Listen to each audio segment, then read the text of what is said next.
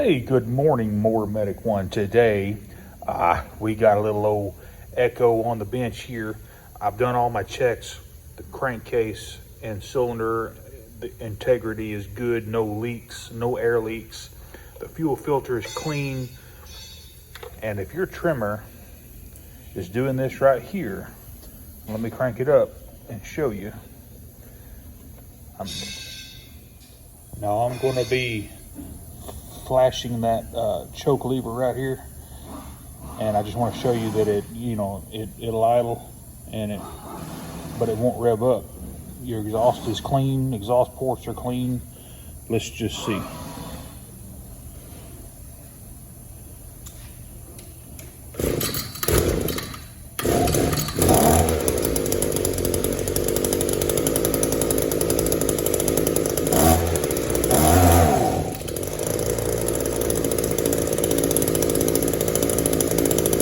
It'll idle all day long, but it won't rev up.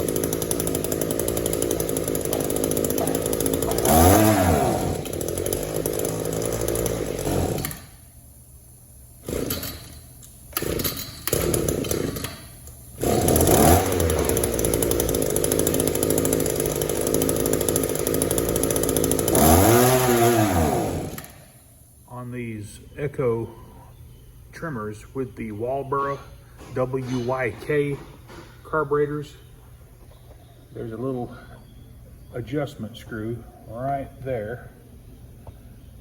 That is your high-speed mixture. So let's go ahead and turn that screw out about a quarter of a turn and see what happens. All right, so for just a starting rough adjustment, we're just going to turn the screw about a quarter of a turn.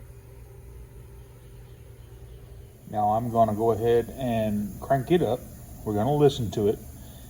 If it needs to be richened up a little bit, I'm going to turn the screw counterclockwise until the engine starts to 4-cycle, and then I'm going to go clockwise until the engine starts to stumble from running lean, and then I'm going to go in the middle of those two extremes on the carburetor.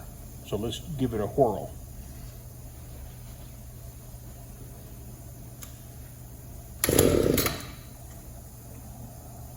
Remember, this is only a quarter turn out.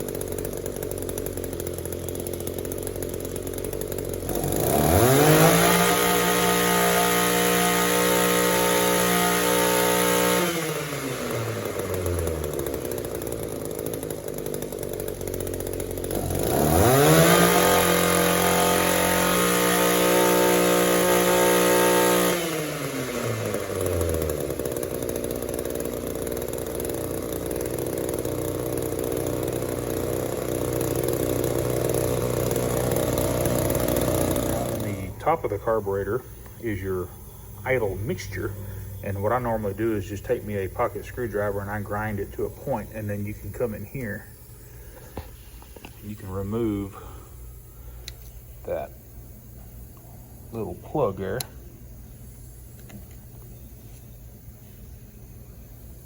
All right, so right in the middle of that throttle is an adjustment screw. and we're going to adjust the idle.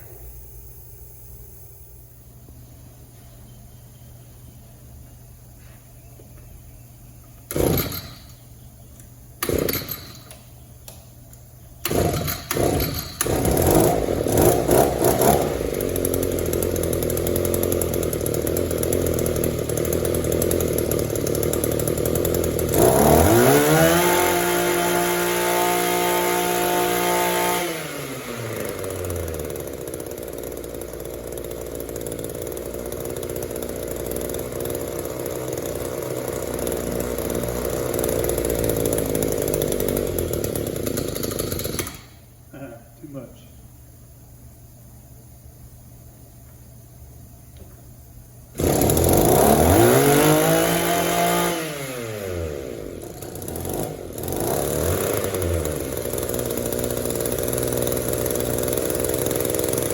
You can tell even after adjustment, you know, the carburetor is not very responsive. It wants to bog a little bit between idle and wide open throttle. The carburetor is running lean. You could possibly damage your engine if you kept it like this.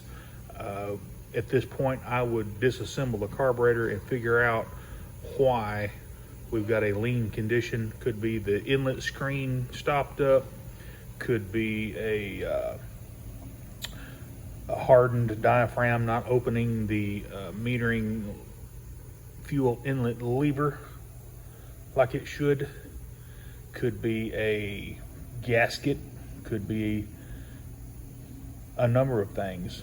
But I'm going to remove this carburetor and just take a peek inside, and I'll catch you guys here in just a few minutes, and let's see what this thing looks like. Let's take a quick look here at the metering diaphragm. It's not stiff, it's working, but if we flip it over and if we look at this intake screen, it's definitely got some trash in it. Be sure to check your check valve here.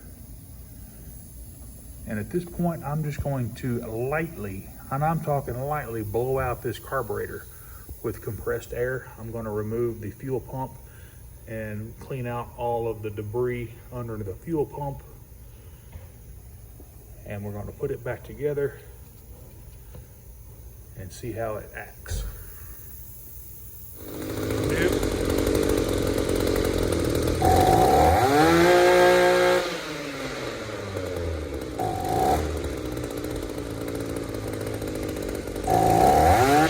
Well guys, I did what I could to get that lean bog out of that throttle response, but as you saw, the corrosion in that carburetor, that ethanol will just eat that aluminum carburetor to pieces.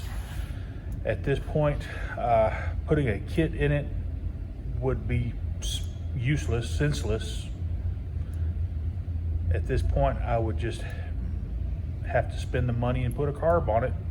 You can tell your customer that the carburetor is just eat up with corrosion from the ethanol that's in the fuel, and explain to the customer that you would highly recommend running non-ethanol fuel, or even that engineered fuel that's in the can, made by, you know, VP or True Fuel, things like that.